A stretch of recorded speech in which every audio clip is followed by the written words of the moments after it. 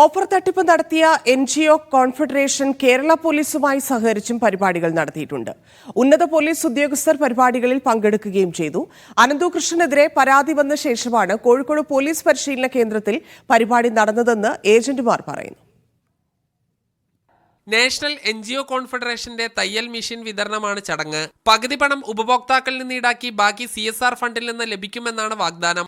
National NGO confederation police ക്ഷേമനികേതനുമായി സഹകരിച്ച് നടത്തിയ പരിപാടി IG K സേതുരാമനാണ് ഉദ്ഘാടനം ചെയ്തത്.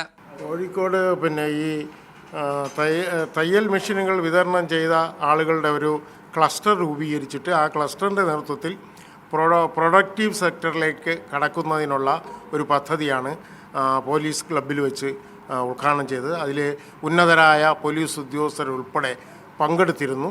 പക്ഷേ ഈ പരിപാടി എന്ന് പറയുന്നത് 6 മാസങ്ങൾക്ക് മുമ്പ് അനന്തകൃഷ്ണൻ്റെ പേരിൽ പരാതി വന്നതിന് ശേഷം നടന്ന ഒരു പരിപാടിയാണ്.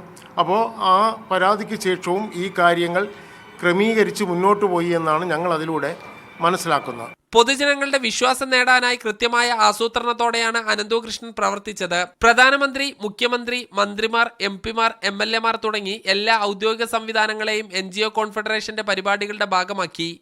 മീഡിയ 1 തിരുവനന്തപുരം.